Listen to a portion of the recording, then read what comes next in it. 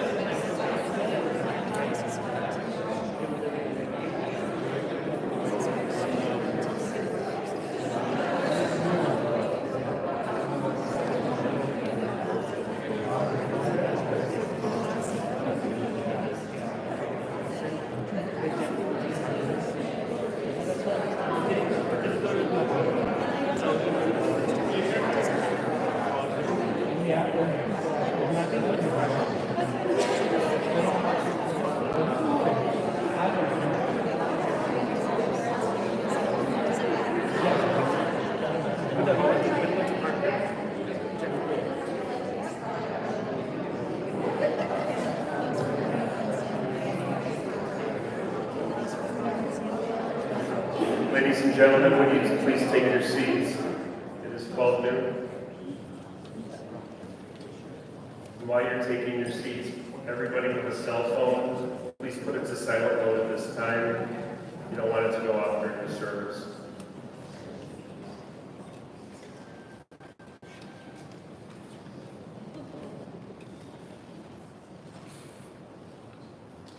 The funeral service is going to be conducted by Rabbi Andrea in London.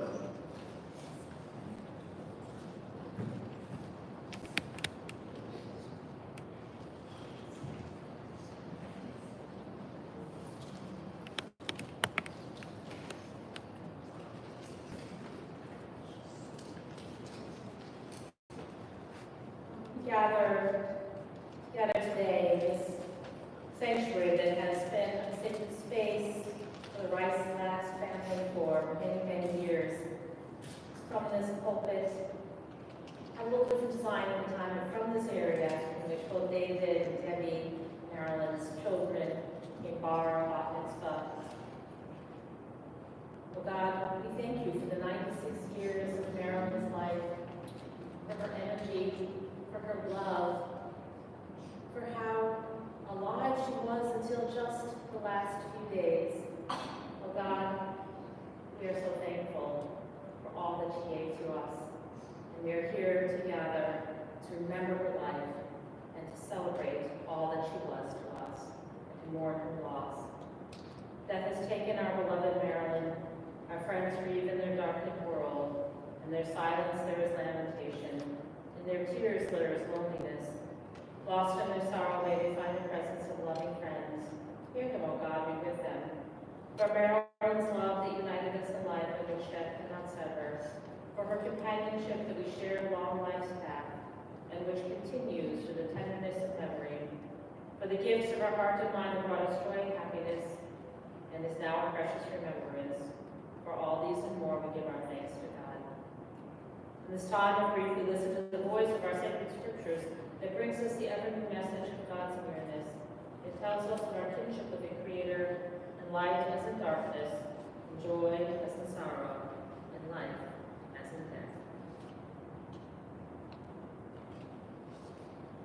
Please join with me together in the reading of Psalm 23 in your service order.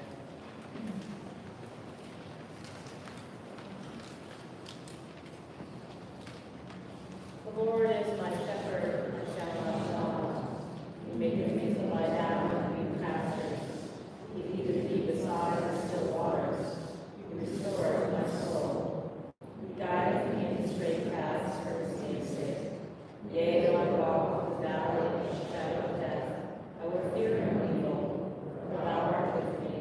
Thy rod and thy staff, they comfort me. Thou preparest a table before me in the presence of mine enemies. Thou hast anointed my head with oil, my cup runneth over. Surely goodness and mercy shall follow all the days of my life, and I shall dwell in the house of the Lord forever.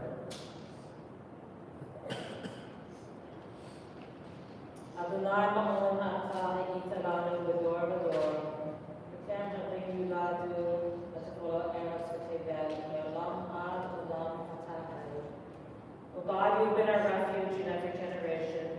For the mountains came into being, for you brought forth the earth and the world. From eternity to eternity, you are God. You return us to dust. You return you mortals, for in your sight 1,000 years are as yesterday when it has passed as we watch in the night. You engulf us in sleep. We are like grass that renews itself. The daybreak it flourishes anew. At dusk it withers and dries up. The span of our life is 80 years and 10, or given strength 80 years. But the best of those years have trouble and sorrow. They pass by speedily and we are in darkness. Teach us therefore so to number our days, that we may attain a heart of wisdom. Turn to us, O God. Show mercy to your servants. Satisfy us at daybreak with your steadfast love, that we may sing for joy all our days. Let your deeds be seen by your servants, your glory by their children. May your favor, O God, be upon us.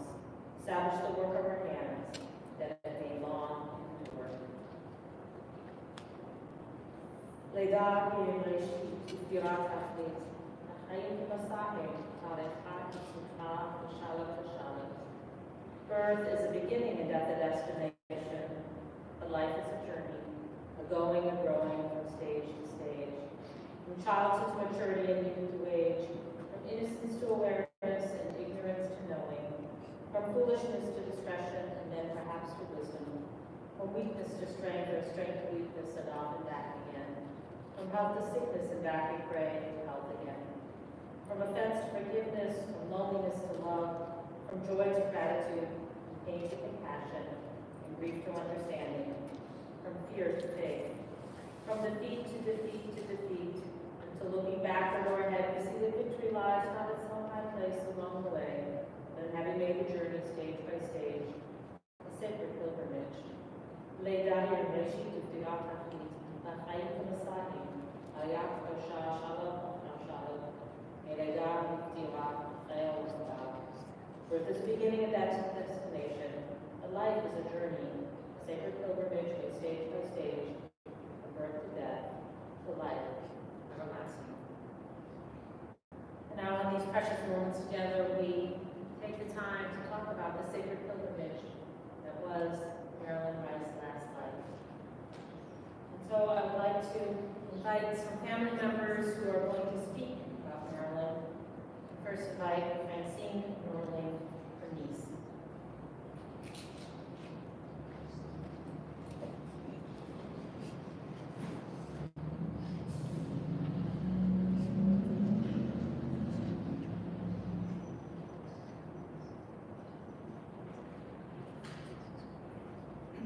Marilyn was my aunt through her first marriage to Harvey Rice. He was my mother's brother. So I've known her my entire life. And in many ways, she was more like a second mother to me. My first memory when she really stood up to help me was when I was just 11. And I really wanted a puppy. But there was nowhere within walking distance of my house to go get one. And my widowed mother didn't drive at that time. So Marilyn was the first relative that stepped up and said, I'll take you to get that puppy. And she did. And she took us to a lot of veterinary appointments, which of course you'd have to drive to get to. And that never meant a lot to me. When I became engaged, which was 40 years ago now, she was also the main relative that organized my wedding shower, which was very nice, and I remember that well too. And she's always treated my husband as a cherished member of the family, which is meant a lot to him. When we brought our son home to America from China, we adopted him from there in 1997, she, along with Jules, David, and my mother, greeted us at O'Hare Airport with a big welcome sign. And that was so pleasant to see. Really made us all feel great. And again, she's treated my son more like a grandchild than a great nephew all these years. And I know he feels very close to her. He drove here all the way from Michigan just to be here today. And I'm so grateful when my mother died 15 years ago, all the help that she gave me. Marilyn was the main person that I turned to at that time. And she helped my brother and I with so many things. I really can't even go into it. I'd be here for another hour, and I know there's other people that want to speak, so I won't. But just to say I appreciate everything she did then. And during COVID lockdown, she was one of the main people who called us every day just to see how we were doing. And that was so comforting. It was such an odd time then. It was just great to speak with her. When we get together for lunches in recent years, she and her wonderful caregiver Maria would often make us these delicious brownies. We are going to miss those brownies, my entire family. But more important, we will miss Marilyn's presence in our lives.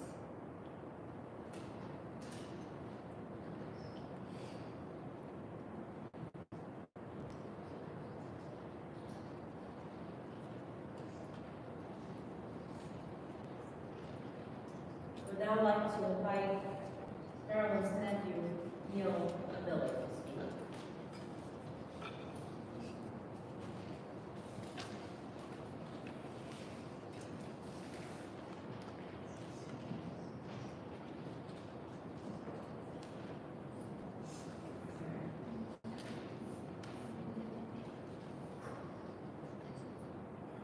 On a Friday about 14 years ago, my mom was watching the boys because they didn't do school that day. When I got home from work, I found my mom sitting at the kitchen table with a very dazed look on her face.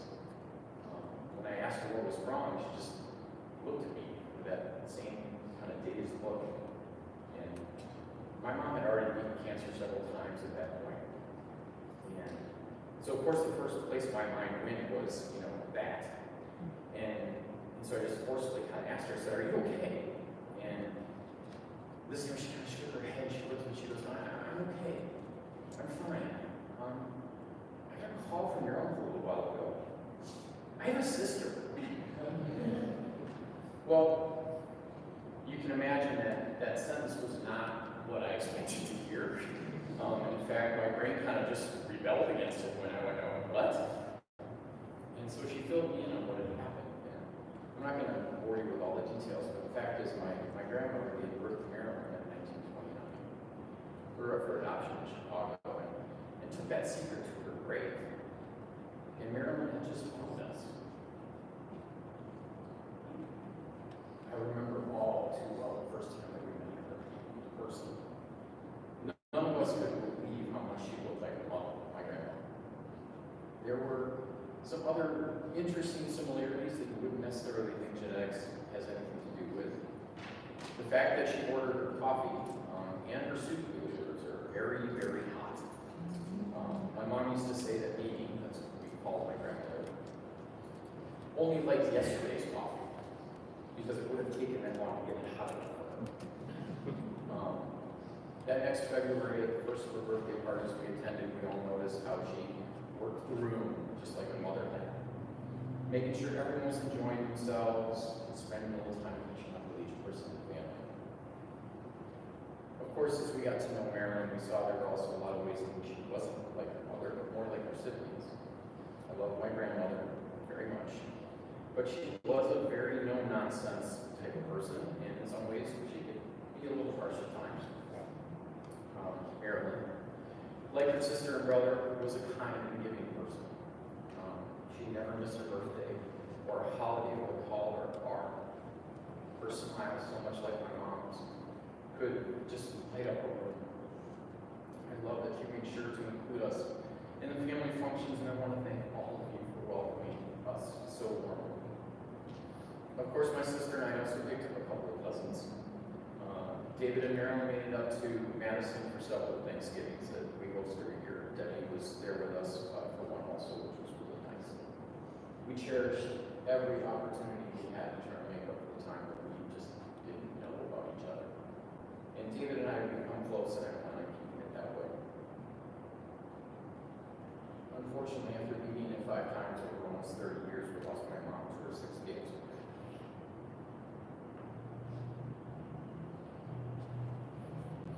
In September 2015, only 4 years into their newfound family. But they did make the most of that time. They're definitely like 2 peas in a pod. In fact, they gave each other the same scarf, just in different colors during one of those first meetings. I wish they would have had more time, but I'm also so thankful that they had what they did. We said goodbye to Uncle Mark in October 2023. And as I said to David on the phone on Saturday, it gives me some solace thinking that the siblings aren't together again.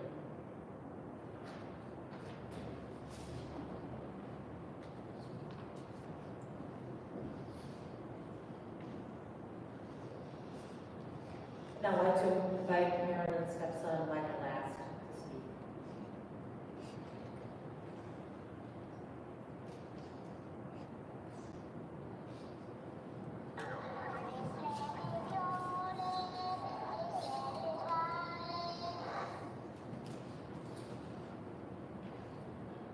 A dear friend of mine once said, it's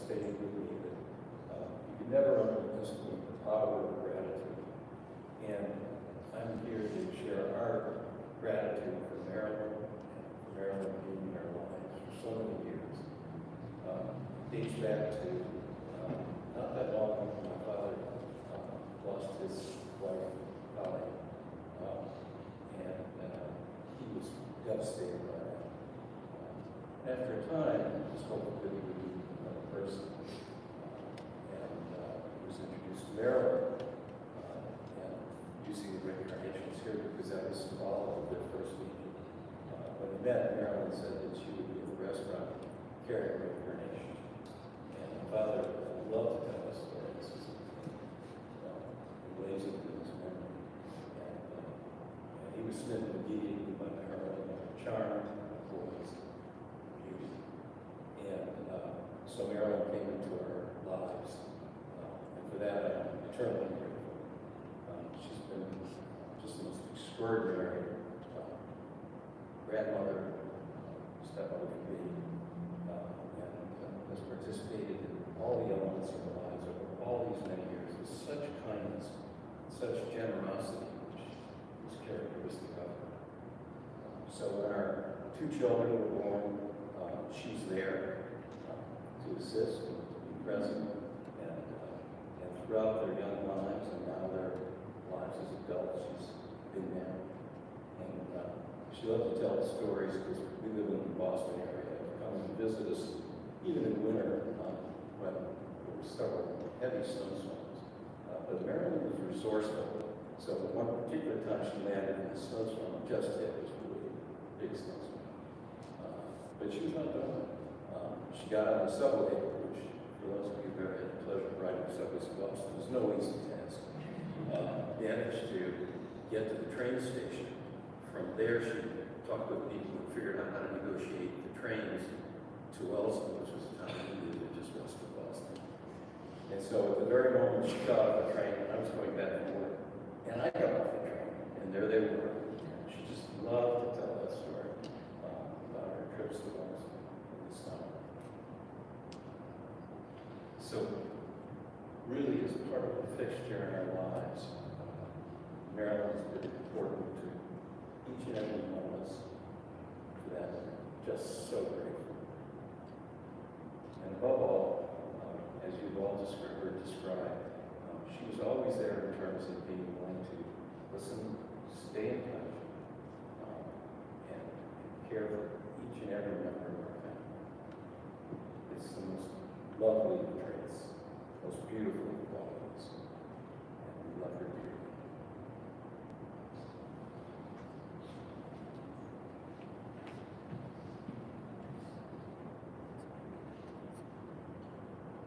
I'd like to invite Chapel Fenster to come to the Bima. She has a message from Rabbi Harold Dan.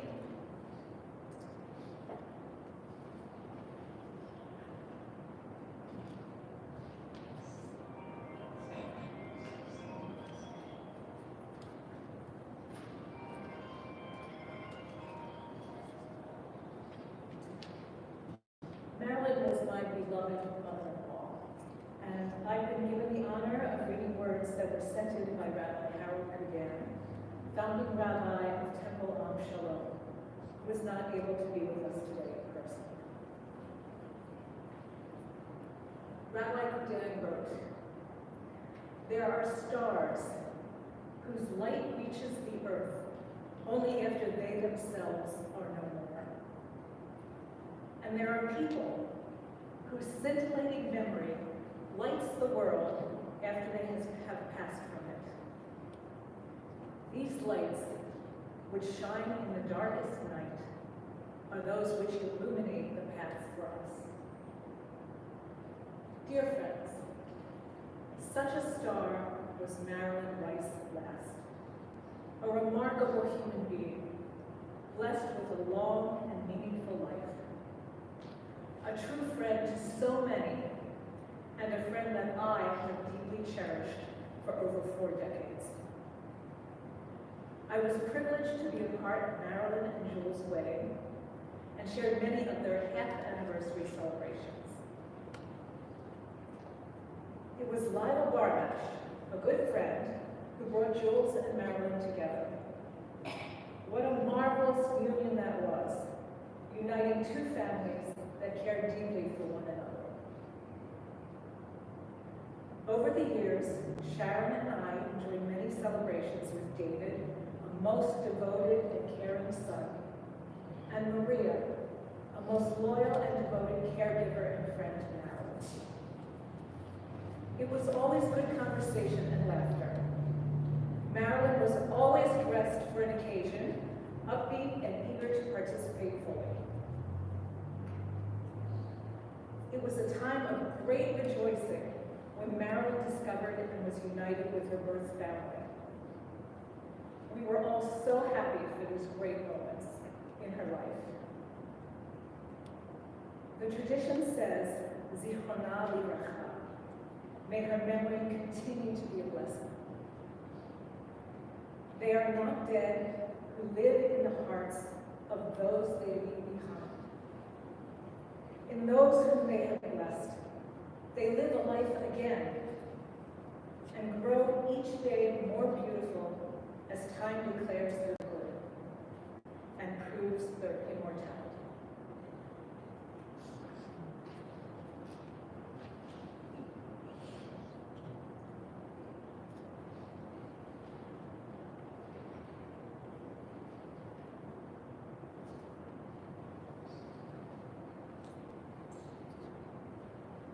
As we've heard in describing the character of Marilyn Rice Last, she was the consummate people person.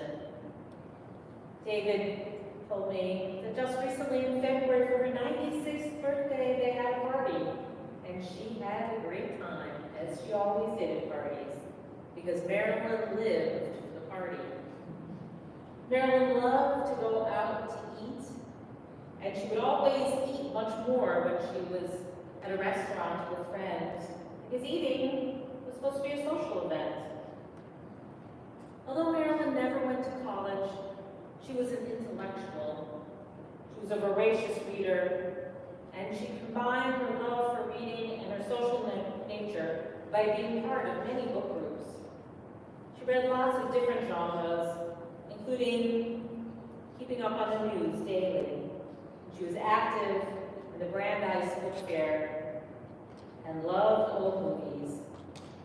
Maria, who was much more than her caregiver, who was her dear friend, recalls how many of those movies they've watched in the last number of years. Marilyn was also opinionated. She was clear about what she wanted, which made her a good partner for her second husband, Jules, who also had a strong personality.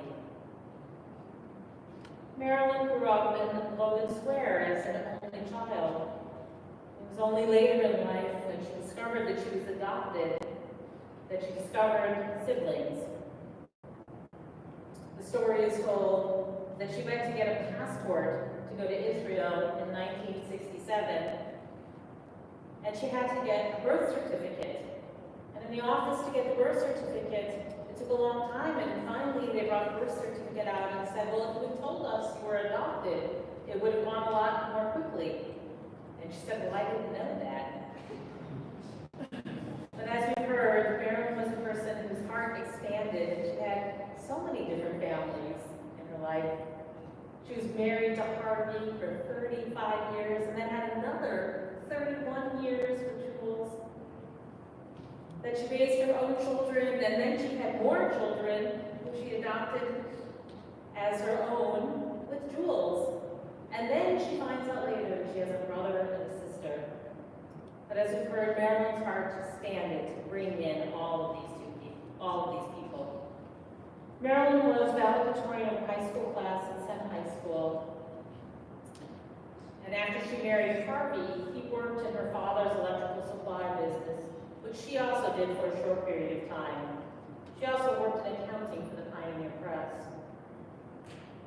With Harvey, they moved to Evanston and Wilmette and raised two children, Debbie and David. She raised them to clean up their room daily and to hate clutter. After Harvey died in 1982, as we have learned, she married Jules in 1984. They were fixed up by a mutual friend. And Jules liked to paint, and he liked to garden, but Marilyn didn't like the clutter, and so she gave him a bedroom in which he could keep so she didn't have to confront it. They moved to Highland Park together, and they enjoyed travel. Africa, Asia, Israel, several times, cruises. She and Jules used to rent an apartment in Paris and stay there for an extended period. And they loved the theater. She had subscriptions to all the theaters in town. Family was so important to her. And as I have said, as everyone has talked about, it just kept expanding with the family. But Marilyn didn't miss a birthday or anniversary, and she was a wonderful grandmother. As Michael talked about, she came out to Boston to help after the birth of each of his kids. And even at the end of her life, she continued socializing with friends in her building. And in the summers, she would do water aerobics every day in the pool. And she had her wonderful companion, her caregiver and best friend, Maria, with her. The family is so grateful, Maria, to all the love and care that you gave to her. As we say goodbye to Marilyn, she leaves a legacy of intellectual curiosity, of love for people. Marilyn was someone who would give the shirt off her back if she loved you, and it was easy to come into her circle and be loved by her. And so today, many people say goodbye, all of us here, but especially her close family, her children, David and Debbie, her stepson, Michael, her grandchildren, Max, Jesse, and David, her great-grandchildren, Gabriel, Mia, Penelope, and Casey, her daughter-in-law, Bathsheba, son-in-law, Michael, Maria, and all of her nieces and nephews, and all that she knew and loved. As Rabbi Kudan said in his note, her memory is truly a blessing because she lived her life as a blessing. As we continue to tell the stories of her life and to live by the legacy that she has set for us, a legacy of love, passion, of enthusiasm for life. This is the way that we keep Marilyn's memory alive. And now that we say goodbye to her, we say, Allah Shalom. Marilyn, we thank you for the 96 years of your life. May you rest in peace now.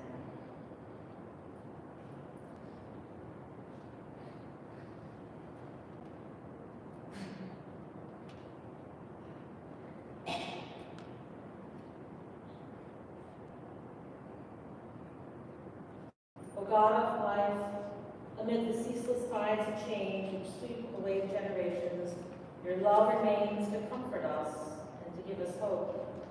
Around us are life and death, decay and renewal, the flowing rhythm of all things obey. Our life is a dance whose song we cannot hear. Its melody courses through us for a little while, then seems to cease. Whence the melody and whither does it go? In darkness as in light, we turn to you, the source of life, and the answer to all its mysteries. We now take a moment to offer in our hearts a silent prayer for Marilyn and for her beloved family.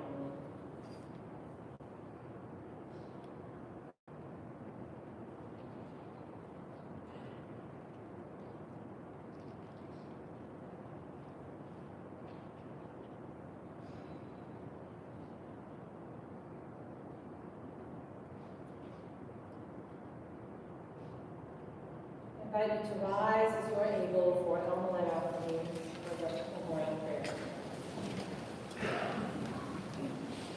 El Milagro from Transvaal, I'm saying the Kala, the Kodan, Haka, and Fayette now.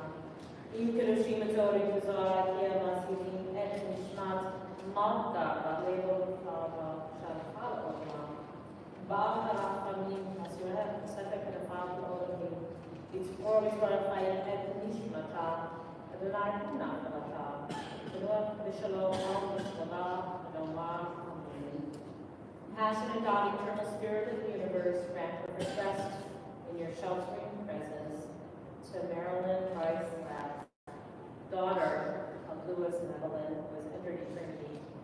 God of mercy, let her find refuge in your eternal presence, and let her soul be bound up in the bond of everlasting life. God is her inheritance. May she rest in peace. And let us say, please be seated.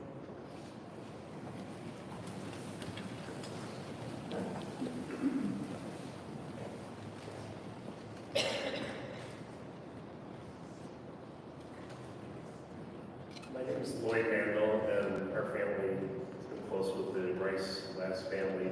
My dad and I met with Marilyn on several occasions to prearrange her own funeral, and it was in her apartment, and Dad and Marilyn had just schmoozed. My father passed away last year from cancer, several bouts like your mom. And David was in the same class here at Beth Emma as my sister Paula, same carpool. When you get that call after meeting someone who seems so strong and vibrant and really graceful, she was amazing. When David called me the other day, I was like, oh my God, and I wanted to pick up on the phone and call my dad and tell him, and I kept having to tell myself, he already knows. So the interment will take place at West Lawn Cemetery. It's in Norwich, 7801 West Montrose. We are going to have a funeral procession going to the cemetery. You're welcome to go in the funeral procession, drive with your high beam and flashers on. We will place either a flag on top of your car and or a sticker inside your windshield if your car is not metallic. Please drive defensively, although you are allowed to go through a red light. It doesn't mean that the people on either end are seeing the funeral procession. A lot of people on their cell phones, so drive defensively. If I see the procession gets broken, I will basically pull over or drive real slow until you catch up. So if you feel like you would rather not be in the funeral procession, you're welcome to go to West Lawn Cemetery directly and to go to Section C. We will be there at approximately 1:30. After the interment, the family is hosting Shiva at their mother's residence. That information is in the service pamphlets that we've handed out. And that'll be for the remainder of today until 9 o'clock, and then Wednesday and Thursday as well. The following have been asked to act as pallbearers: Carol Gable, David Last, David Tuma, Neil Miller, Cheryl Brickman, Rob Achetel, and Holly Morosky. If everyone would please rise now, and if the pallbearers would please come forward and escort the casket up to the sanctuary.